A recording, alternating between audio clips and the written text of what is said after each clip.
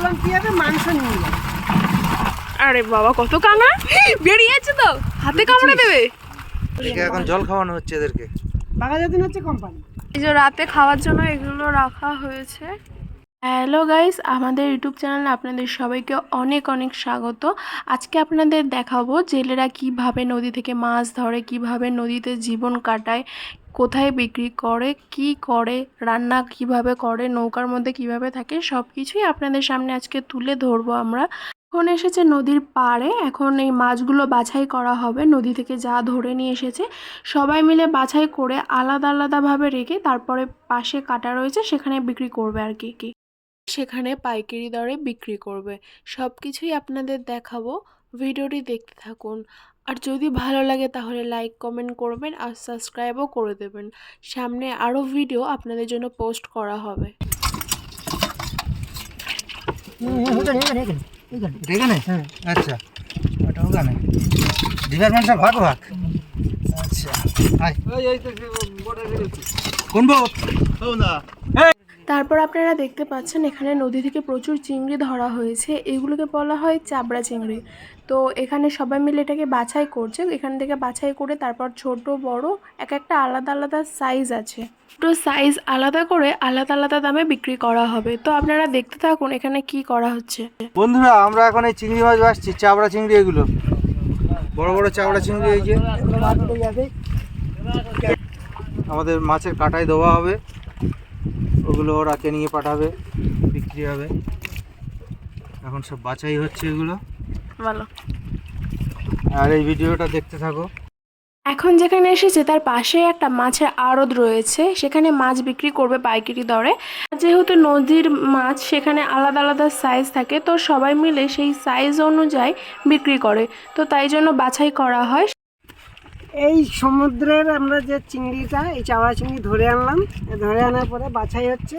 এই বাছাই করার পরে এই যে চিংড়ি মাছ দেখছো, জ্যান্ত চিংড়ি, এইবার এই মাছগুলো আমরা ধুয়ে এই কাছা আড়তে আছে আমাদের, এই আড়তে দেওয়া হবে। এখান থেকে এই মাছ টানিয়ে গিয়ে বিক্রি হবে। এবং এই যদি ভিডিওটা যদি ভালো লাগে লাইক কমেন্ট শেয়ার করে অন্যদেরকে দেখার সুযোগ করে দিন। Thank you. তো আপনারা এখানে দেখতেই পাচ্ছেন এগুলো প্রচুর কাঁকড়া ধরেছে, তো এদেরকে জলে রেখে দিয়েছে, কারণ সবাইকে মানে যে মোটা দাঁড়াগুলো হয় সেগুলো দড়িতে বাঁধা হবে, নইলে সব মানে হাতে কামড়ে দেবে যারা ধরবে আর কি। তাই জন্য সেগুলোকে আলাদা করে রাখা হয়েছে।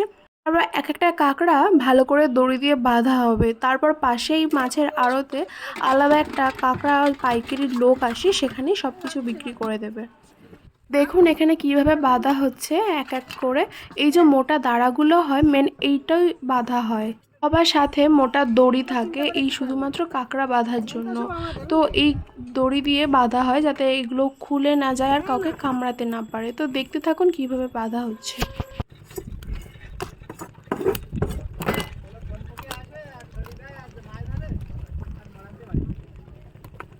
এটাই তো সিস্টেম।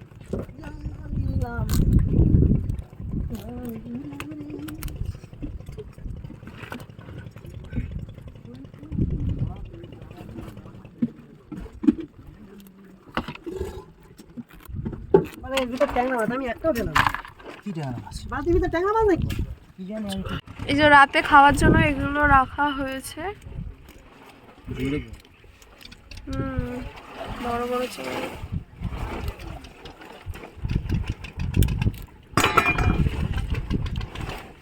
চিংড়ি।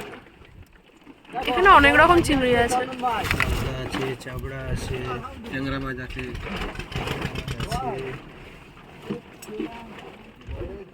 পাশাপাশি অনেক নৌকা আছে না। এখানে আছে।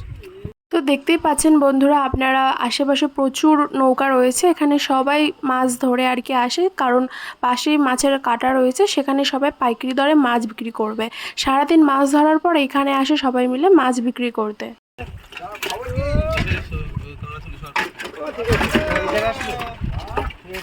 তো মাছ বিক্রি করা কমপ্লিট করার পরে এখানে রাতের খাওয়ার প্রস্তুতি চলছে আর কি। এখানে লোটে মাছ কাটছে, নদী থেকে পুরো সদ্য তোলা পুরো জ্যান্ত লোটে মাছ আর কি, মানে কিছুক্ষণ আগেই তোলা হয়েছিল। তারপরে সবাই এখানে সবাই যারা থাকে নৌকায় সবাই কিন্তু থাকে 7-8 দিন বা এরকম, যতদিন আর কি জোয়ার থাকে।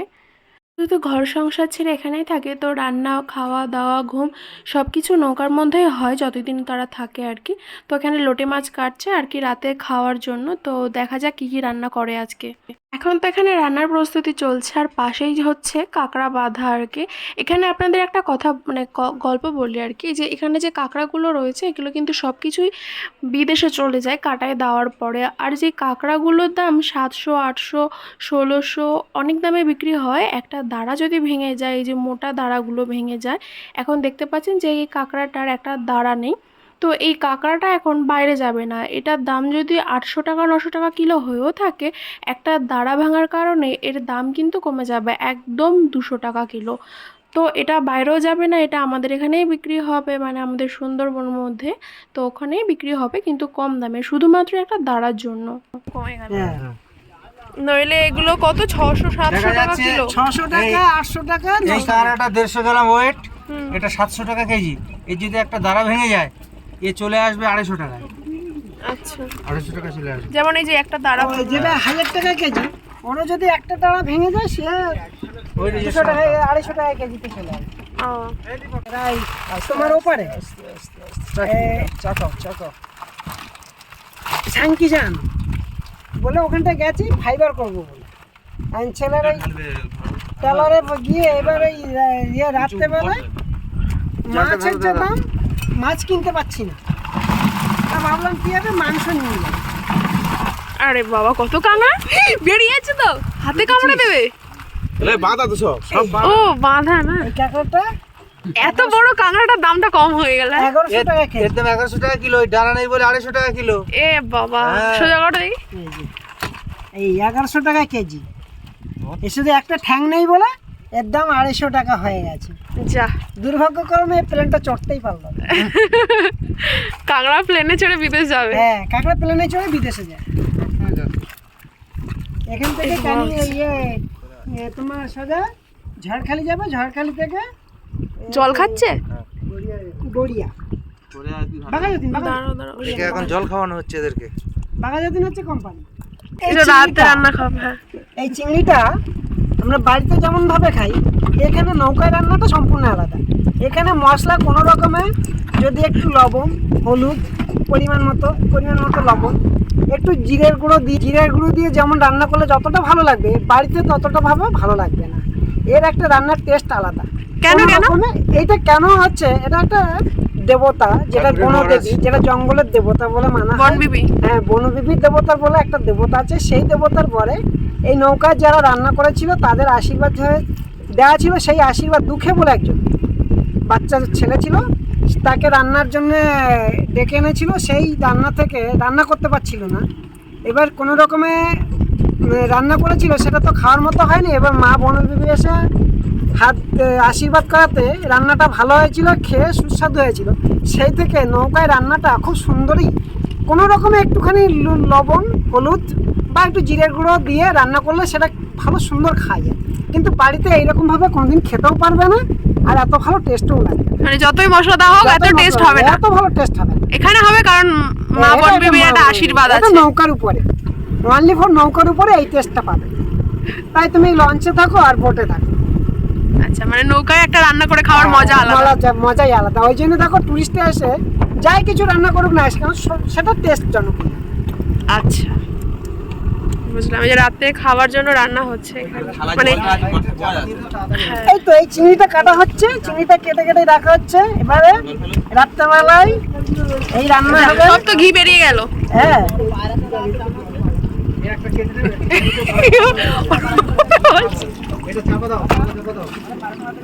এই বাবা এটা দাও।